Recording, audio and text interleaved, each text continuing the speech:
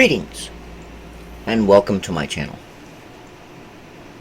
I'm the Anunnaki Theorist. Today, I am going to make a fairly drastic and wild proposal. I am going to say that heaven isn't a place that you go to when you die. Heaven is actually a physical place. And I'm going to show a few reasons why I believe this. Now, when it comes to the soul, the consciousness, the light body, the spirit, whatever you want to call it, this is a form of energy. Now, Eastern cultures call it prana. And one of the things that I'm going to show is that it would be difficult for something that is energy to essentially coexist, mingle with, interact with things that are physical. Even when we get into like the paranormal belief, when you get into, ghost hunters and things like that. Yes, there is the potential that spiritual energies can interact with, at least on a limited basis, with physical things. I mean, you get the whole idea of things moving and things going bump in the night and whatever, okay? But for the most part, and these are the things that I'm going to show, it's pretty much a physical place. Okay, so when it comes to, soul, consciousness, being energy, it's not going to be bottled up anywhere. Heaven, hell, limbo, purgatory, anything like this, you're not going to have it bottled up anywhere. And we get into what is known as the law of conservation of energy.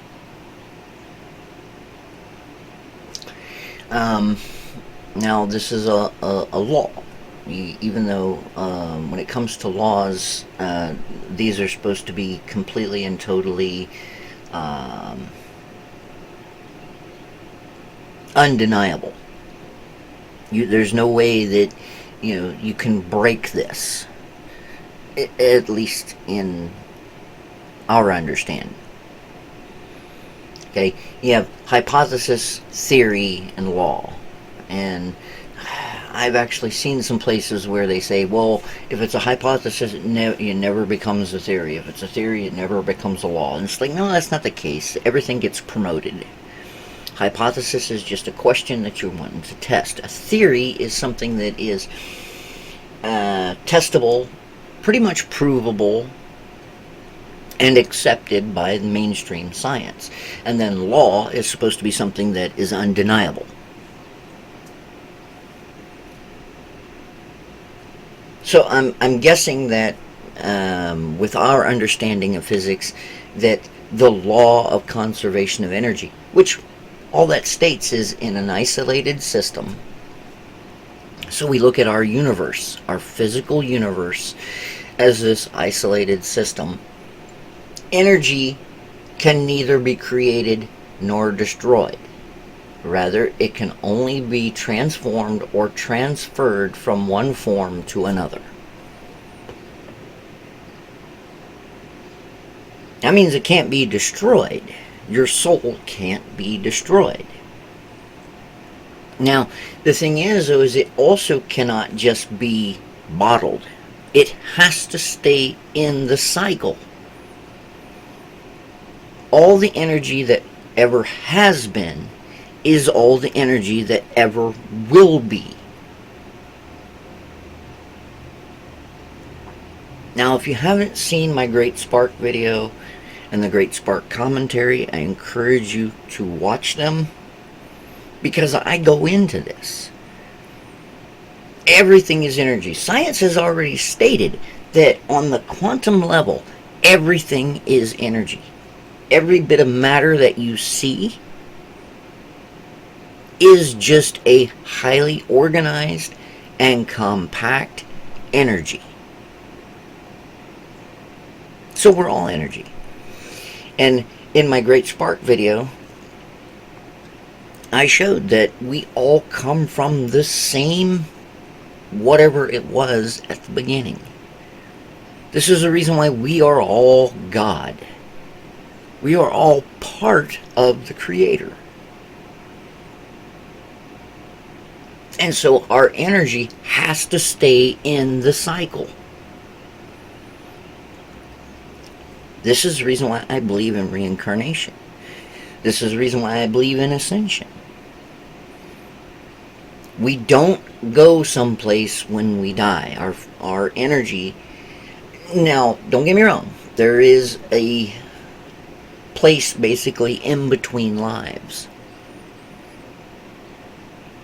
that your soul, your consciousness, whatever, goes to await for it to be able to be put back into the physical. So you can have different planes of existence, you can have different dimensions, and you can have different universes. Science is actually looking at these ideas nowadays. The idea of multiple dimensions and the idea of multiple universes. This is possible. But it's all still part of the same system. And so all that energy has to be recycled. Okay, so we get into heaven. And heaven is supposed to be a high place, or it's actually the highest place. The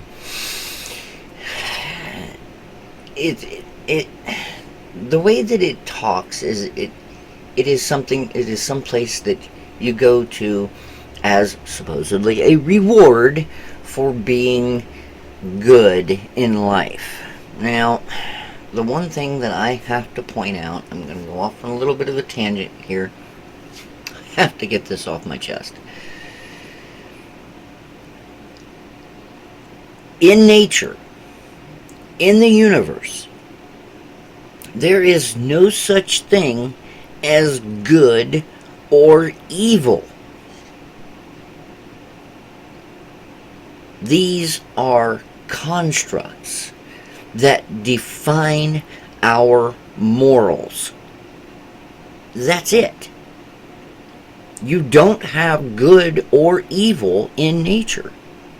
An animal is neither good or evil. They might do something that almost seems malicious or might seem evil, but it's not. They're doing it because of instinct. Now, other individuals that do things that seem to be morally objectionable, it has nothing to do with them being evil. They just have an agenda. Everything boils down to some form of an agenda. So, going someplace because you were good in life, you were righteous, pious, you believed in whatever, no. Now, like I said, the soul does go someplace to await its next availability in order to come back to the flesh. But it doesn't stay there for eternity. That's not something that happens. You have to have that cycle. Now, I propose the idea that heaven is physical. You know, the beings that reside there are physical, whether it's the angels, God, whatever, just, they are physical beings. Now, I am going to show that there is at least 5 individuals that has been written about in the various texts, whether they're the ancient texts or they're even the modern day religious texts. 5 individuals. They didn't die. They were taken physically to heaven. Now, if this is supposed to be someplace that you go to when you die, so you're a spiritual, incorporeal form, how do you interact with physicality? I mean,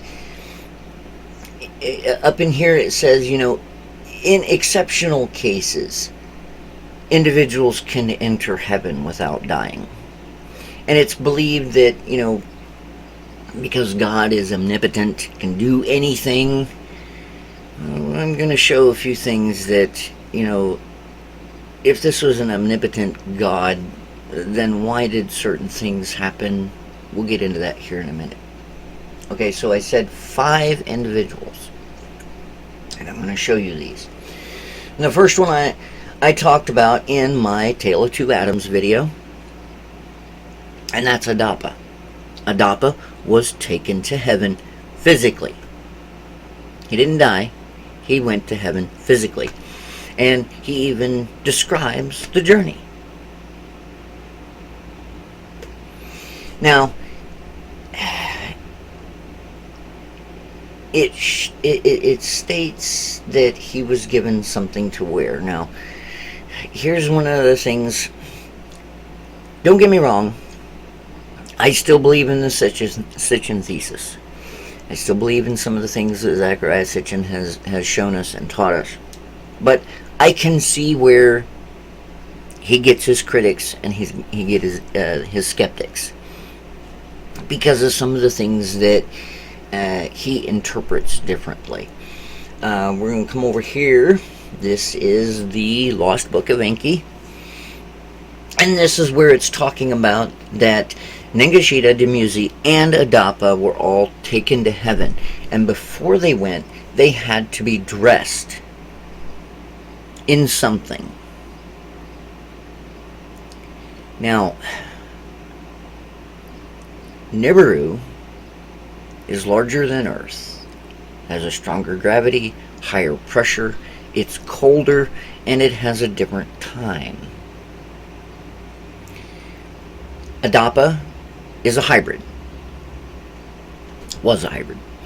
His father was Enki,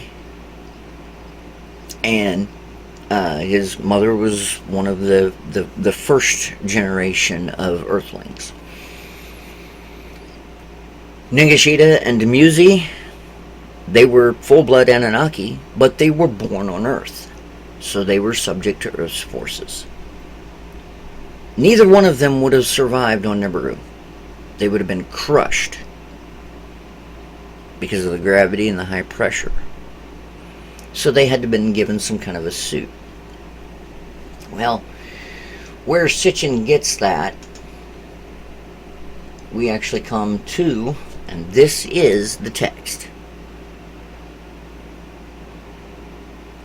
Adapa and the Food of Life.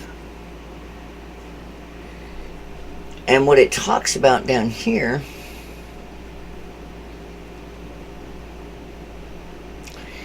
is it says, and of course this is Anu making this order. It says, when Anu heard these words, he cried, "Help!" He ascended his throne. "Let someone bring him." Likewise, Ea, and that's Enki, who knows the heaven, he roused him. He caused him to wear, with a mourning garment he garbed him. Okay, mourning garment. Mourning as in what you do when somebody dies. In modern day times, this would be, the wearing of black. You go to a funeral, everybody's wearing black, or at least dark colored clothing. This is the mourning garment. Now, in ancient times, mourning was, it lasted for a while. You have to wear this specific garment for a while. In some cultures, it wasn't a garment that you wore. You actually went naked and you took the ashes of the individual that was cremated and you put them on your face and your chest and you walked around that way for a little while. It was just in reverence, in acknowledgement of this individual passing on. But this is what it actually says in the text, and then of course you've got Sitchin that states, well, this wasn't a mourning garment, this was some sort of a spacesuit in order for them to survive Nibiru. Again, I'm inclined to believe that, but this is where the skeptics and the critics of Zecharia Sitchin, this is one of the reasons why they say he was wrong. But it still doesn't change the fact that Adapa was taken to heaven physically. Now, the next one that went to heaven physically was Enoch. Now, the interesting thing about Enoch is we don't know too much about Enoch from the Christian Bible. Now, we're talking the King James Version, New International Version. There is actually a Bible out there, and I'll get into that here in a minute, that gives us a lot more about Enoch. But in your normal Bibles, it says he walked with God and he was no more after living 365 years. 365 years, people. Yeah, they lived for a long time back then. But Enoch was also an incarnation of Thoth.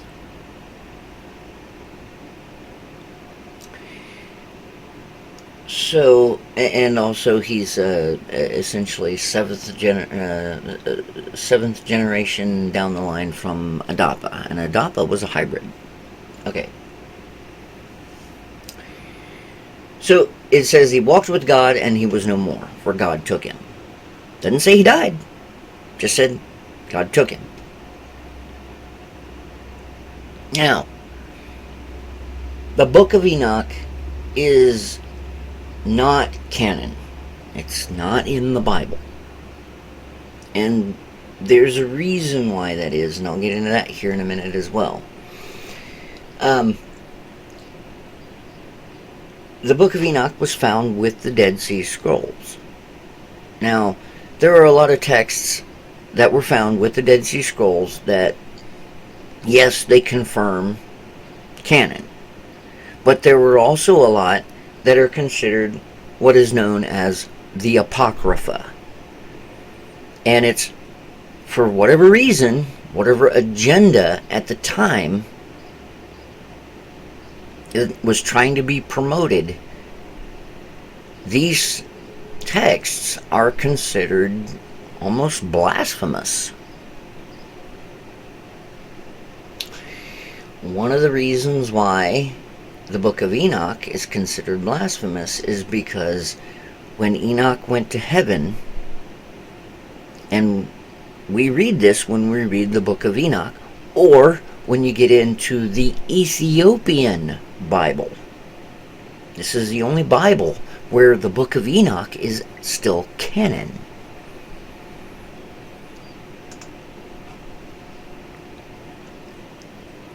But when he gets to heaven and he talks with the saints and he talks with God, he is told that he will be the savior of mankind.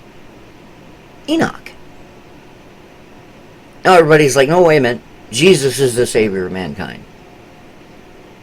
But if you haven't seen my Incarnations of Thoth video, Enoch is Thoth, is Jesus.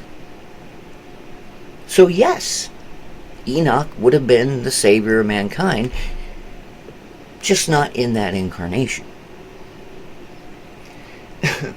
But when we get into here, this is the Book of Enoch. He describes his ascent into heaven. He is able to look down at the earth and he watches the earth fall away. Now, in my Incarnations of Thoth video, I stated that mainstream scholars, they believe that Enoch lived roughly 77,000 years ago. Writing is supposed to only be 6,000 years old. So what did he write this in? What language? This is the reason why a lot of people say that, no, Enoch didn't write the book. Okay, I'll give them that. That's a possibility, because we're going by whatever the oldest writing is. Then how were they able to write the description of something being seen from above? Yeah, you can stand on top of a mountain, you can look down, but some of the descriptions that are in the book of Enoch, no, it's as if he is in something, some kind of a machine, some kind of craft that is going up. Even if this was like a hot air balloon or something, you're still going to get to see the earth fall away. And you'll be able to describe things how you would see them from above. So even if Enoch didn't write it, then you'd have to ask, well, the writer, whoever the writer was, then how would they have that information? That's neither here nor there.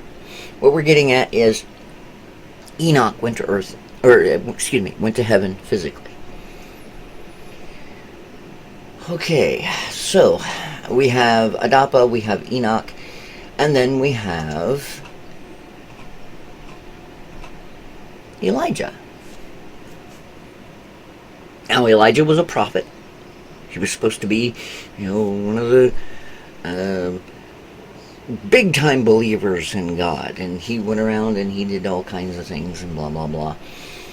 But this is where we get the whole chariot of fire idea. It's because it says, suddenly a chariot of fire and horses of fire appear, and Elijah was lifted up in a whirlwind.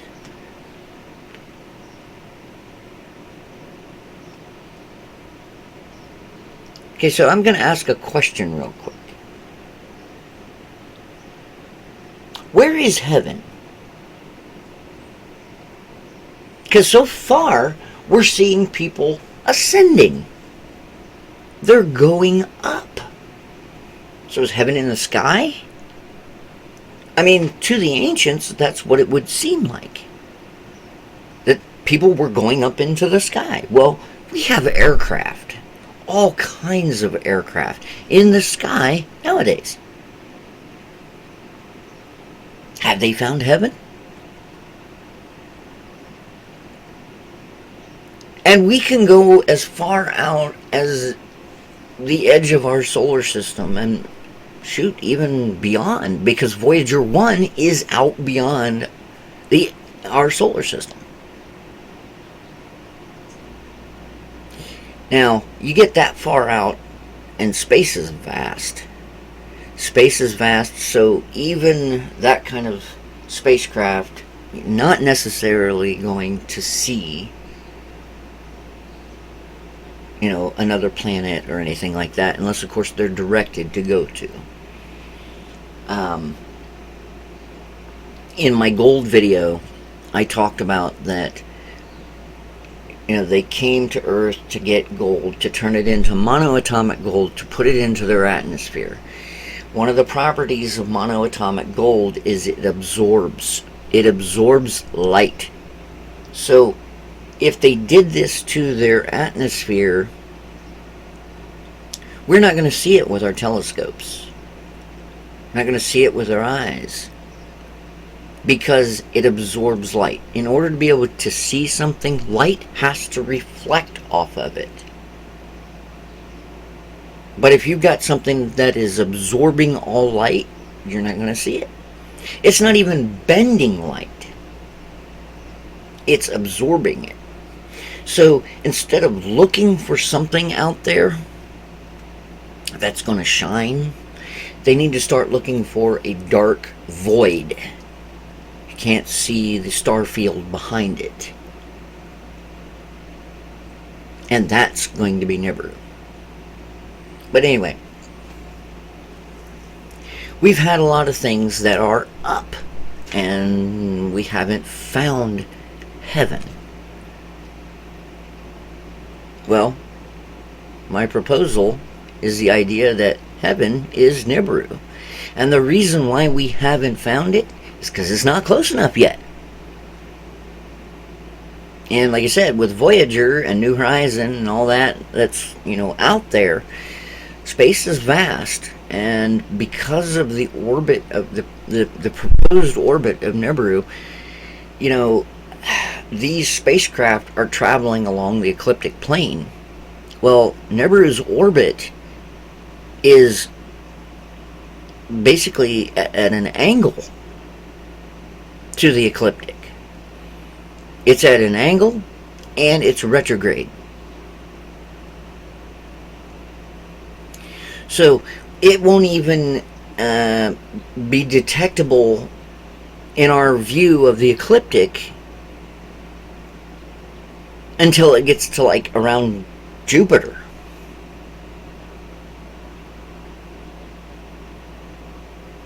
It's between Jupiter and Mars, basically where the asteroid belt is. Before that, it's still below the ecliptic plane. So we're not even looking in the right direction, for one thing, at least with our spacecraft. Okay, so let's get back to this. Alright, so it says lifted up in a whirlwind. Now, when we get into the alien abduction stories, a lot of people are,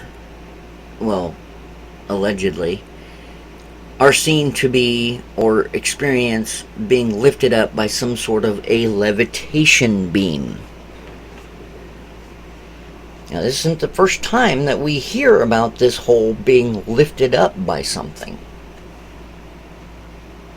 Because the next one, and I'm not going to bring it up because, most people know about Jesus.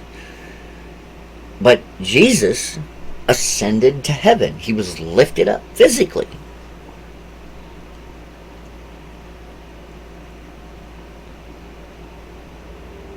Now, there are some people that say, after he died, he was given a spiritual body, or he's given some sort of a body that was special. No, he wasn't. He was resurrected. He went right back into the body that he vacated. Now, when you get into crucifixion, you know how you die from crucifixion? You drown.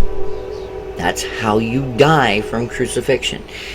And it takes anywhere from 12 hours to a full day to die from crucifixion.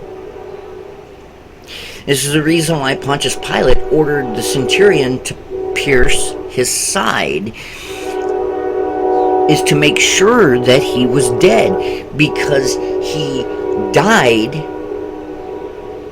anywhere from 6 to 9 hours into the crucifixion. That shouldn't have happened. He should not have died that soon. This is the reason why Pilate ordered the centurion to pierce his side. Now, here's an interesting thing. If the centurion wouldn't have pierced his side, he might not have been able to resurrect.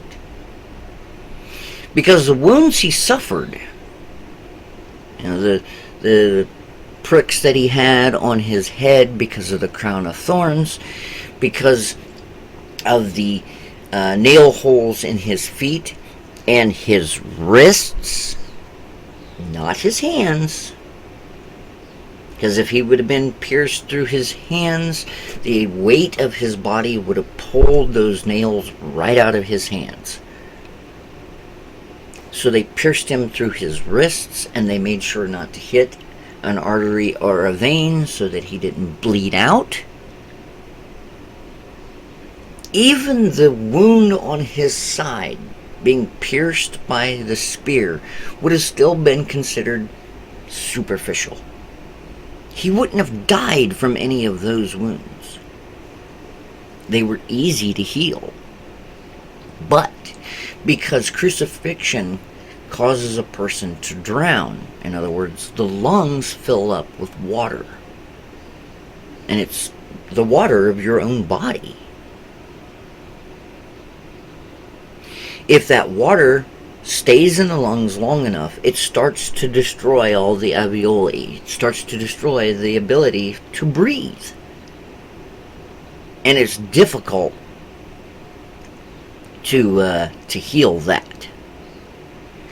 So when the angels came and they healed the body, we see that in the ancient texts.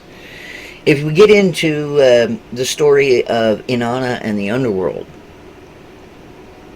when Enki sends the emissaries to go and rescue Inanna, they use the pulsar and the emitter to bring her body back to life.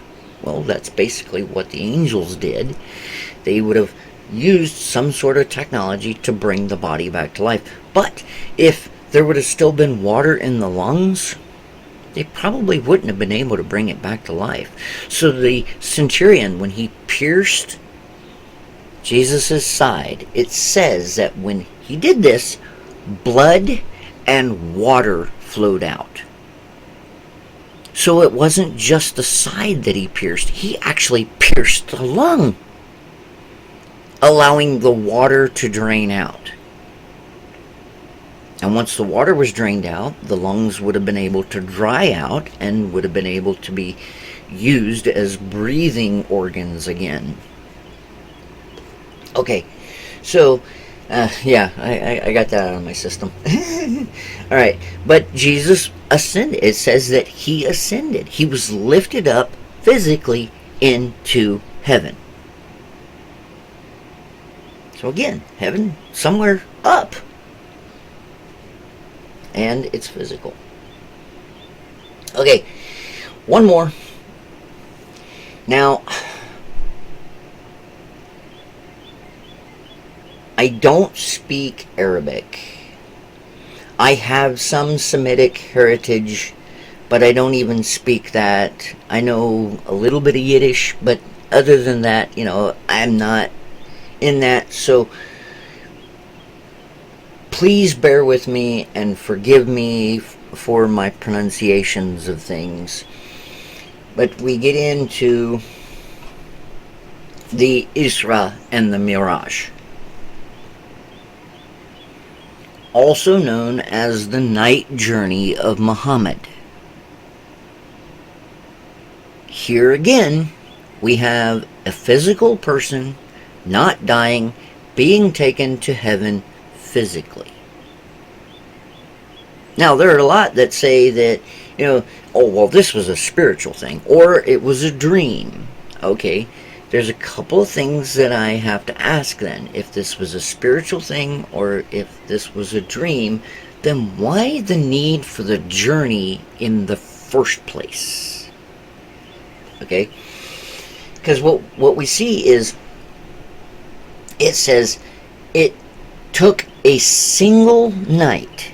So what, 8 hours, 12 hours? A single night. He was taken from Mecca, which is in modern day Iran. Hold up. I'm sorry. I have to wholeheartedly apologize for this. I pride myself on making sure that all my information is accurate. Mecca is not in modern day Iran. Mecca is in Saudi Arabia. I am so sorry for that. Also, and I have no excuse for this, the journey isn't 2,000 miles. It's not even 1,000 miles if you fly, as the crow flies. It's not even 1,000 miles if you drive. It's almost 1,000, but not quite. This is inexcusable on my part, and this is something that you have to do when you do these kinds of things. When you are trying to inform people, you have to make sure that you have accurate information. Again, I am so sorry. To this mosque, which is in Jerusalem, this is a 2,000-mile journey. You can't even do that in 8 hours.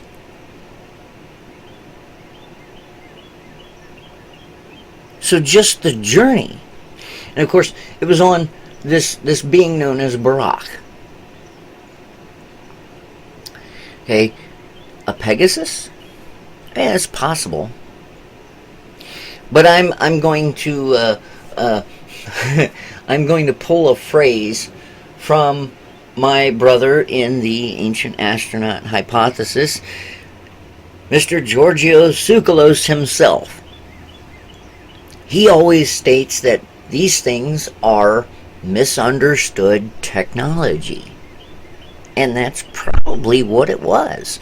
This Barak wasn't a creature or being. It was some sort of a vehicle. Now, 2,000-mile journey. If this was a spiritual thing, or if this was a dream, why the need for the journey in the first place? I'm going to use a pop culture reference. For those that have watched The Lord of the Rings, and it's a meme, and it's something that's been made fun of, but the whole the whole story is about a bunch of people walking. Well, the reason why is because the journey was actually more important than the destination.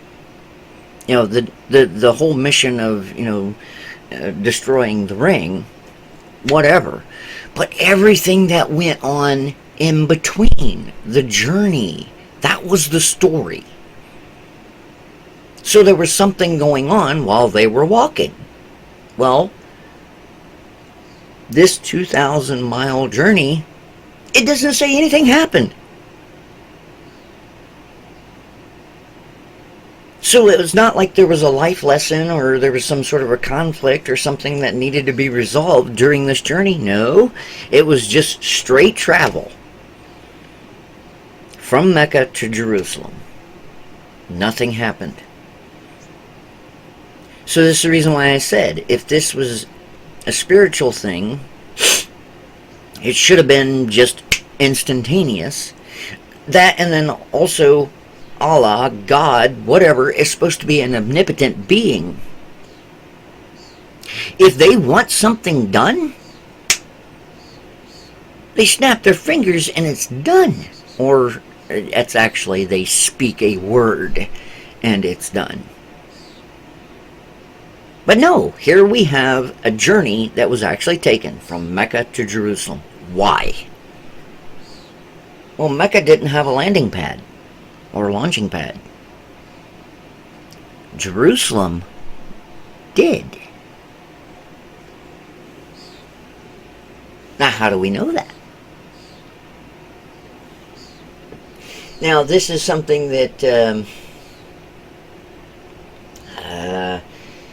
some people say it was a dream or it was a spiritual thing or whatever, but we get into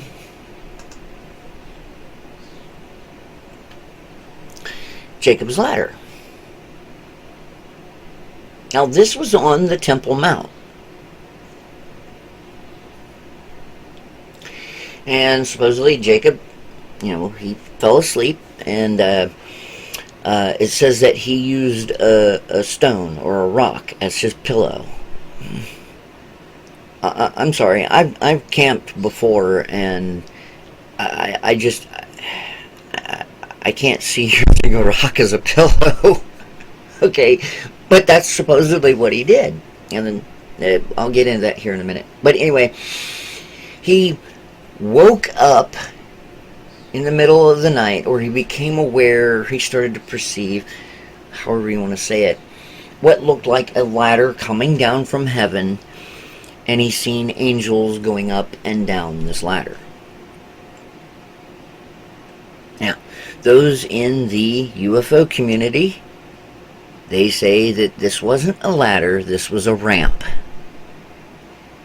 And these beings were extraterrestrials, and they were going up and down into a ship. And the reason why is because Jerusalem is a landing pad. Now, when you look at the Temple Mount, it's this huge, flat platform. Now, this is on top of a mountain.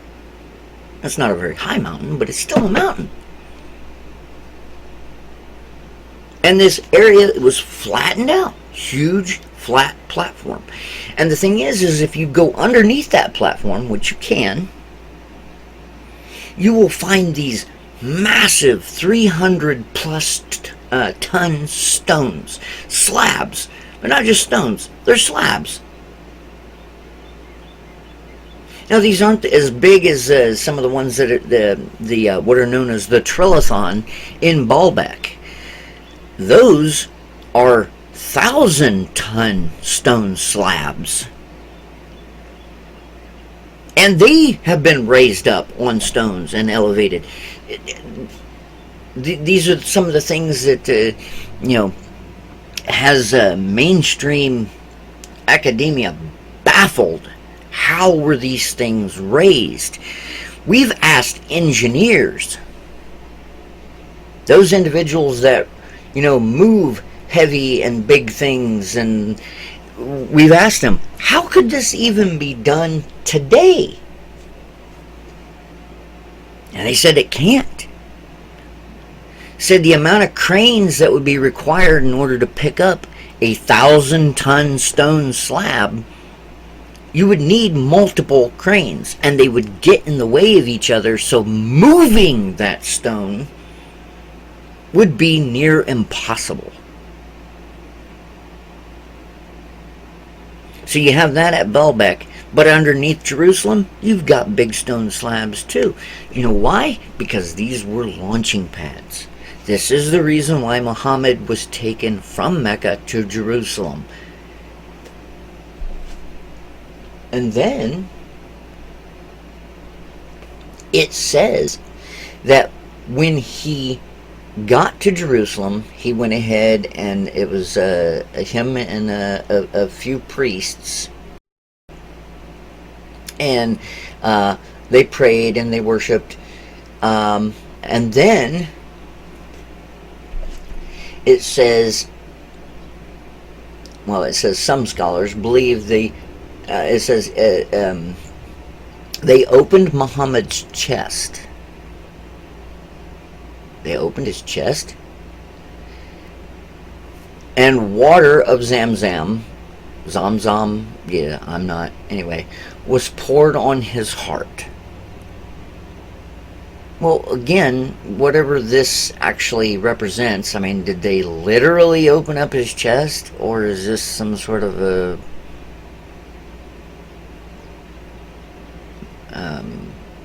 metaphor? What? I don't know. But it's showing that there's some sort of a preparation, because going to heaven in your natural state, you wouldn't survive. You have to have some sort of preparation in order to go to heaven.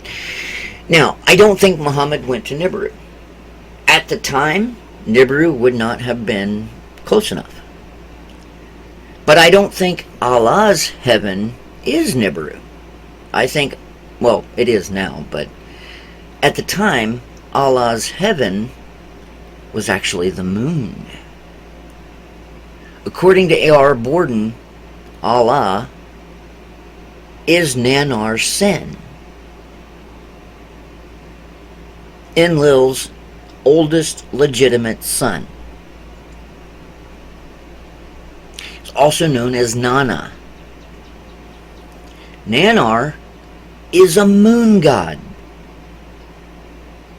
Now, when people think of Islam, the symbol, the icon that represents Islam, it's the crescent moon and the star. Because Nanar was a moon god. And so I think the heaven that Muhammad would have went to, because remember this was all done in one night, so 8 to 12 hours. Journeying to Nibiru at this point, because Nibiru was on its way to Aphelion. So it had been too far away. So I think Muhammad actually went to the moon.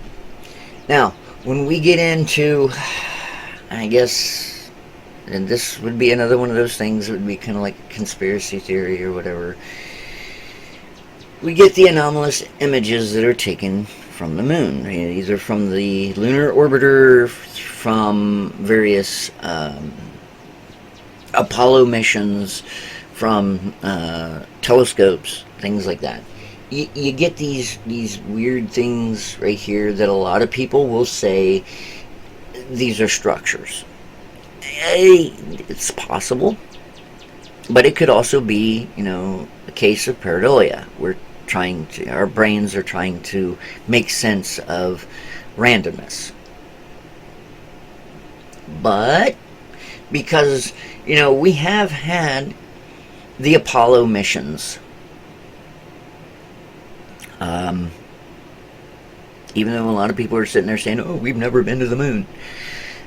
I mean, it's possible that the first one was faked, although there's a lot of evidence, there's a lot of things that show that no, that wasn't the case. But even if the first one was faked, that was Apollo 11. We had Apollo 17, and in between, these were all missions that went back to the moon. So even if the first one was faked, the others were still real. Okay, so we've been to the moon, but moon, granted, it's not as big as Earth, but you still can only explore, a small region of where they land. So we don't know. There could be things that are there, and if there are structures there, then that would be the remnants, or maybe they're still being used, of Allah's heaven. Now, again, according to A.R. Borden, Nibiru is actually Allah's heaven now, because he has ascended, he has taken the throne, because Anu stepped down. So Nibiru, which I'm showing, that's heaven. And because of the gravity and the pressure and all the other things, humans are not meant to go to heaven. We have to go through certain preparations. In the Bible, when it says that you'll be given a new body in order to go to heaven. Well, yeah, because you have to have some sort of genetic modification, because you're not going to survive in a suit for however long you're going to be there. So you're going to have some kind of genetic modification that will allow you to survive in heaven, because it is a physical place that humans are technically not supposed to be. Okay, now, one of the things that we had happen a while back, and there are some people that think that this was a hoax, even though it was recorded from two different viewpoints with two different groups of people. But we had this ball of light come down, hovered above the dome of the rock, emitted a flashing pulse, and then shot straight back up. Okay, that shooting straight back up, we have no technology that can do that. From a dead stop to, hypersonic speeds, we don't have technology that can do that, period. Now, there are some that were saying that, this flash of light, this pulse, was reactivating the Ark of the Covenant, because the Ark of the Covenant is still under Jerusalem. It just has never been found. That's a possibility, but honestly, I think what it was, this was a probe sent by the Anunnaki Armada. They were trying to see if the landing pad was actually available. It took pictures of the Dome of the Rock because that's what's in the way. Now we have to wonder, are they going to allow us our cultural structures? Or are they going to eliminate that so that they can land their ships? But that was a probe taking pictures to see if the landing pad was available. Again, physical.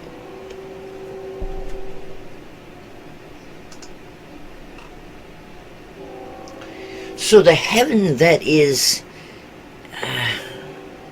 talked about in the ancient texts, that are talked about even in our religious texts today, is Nibiru. Those that have gone physically, they ascended. They were taken up somehow. Some, it even describes a craft that they were taken into. And then they were taken up. Now, where did they go? We have spacecraft and everything like that, and we don't really see anything that would be classified as heaven. Now, like I said, with Muhammad, when he went to heaven, it was more than likely the moon. It would have been too far away to go to Nibiru in a single night. But the moon, that's only 300,000 miles away. And if they've got technology that can move an individual 2,000 miles in probably, 15 minutes, 5 minutes,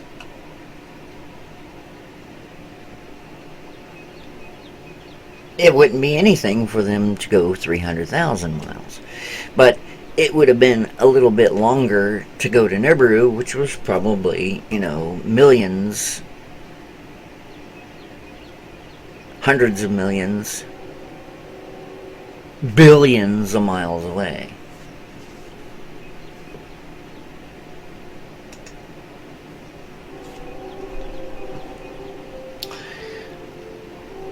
But when we look at the ancient texts, and even our texts today,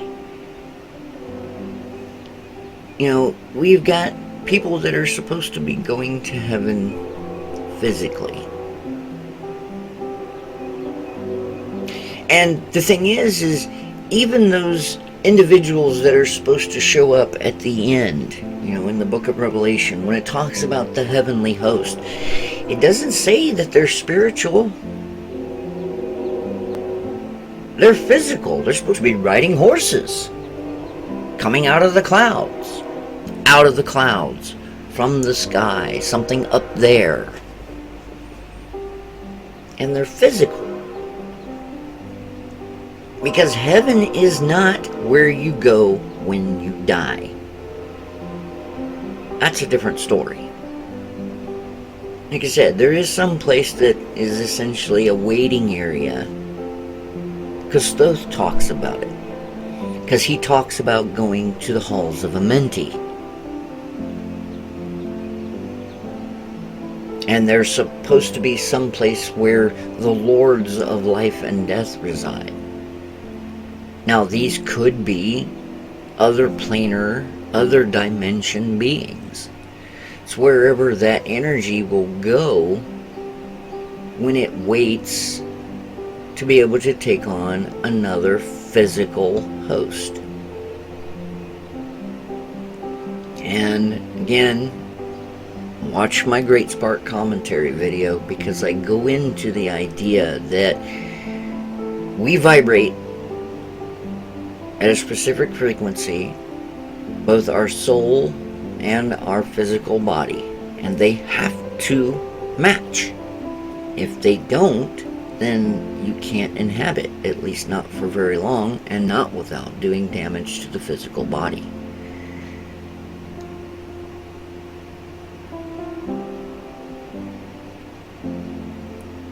But as I stated, heaven, the one that we are all taught about, is a physical place. It's not where you go when you die. I'm the Anunnaki theorist. Enjoy.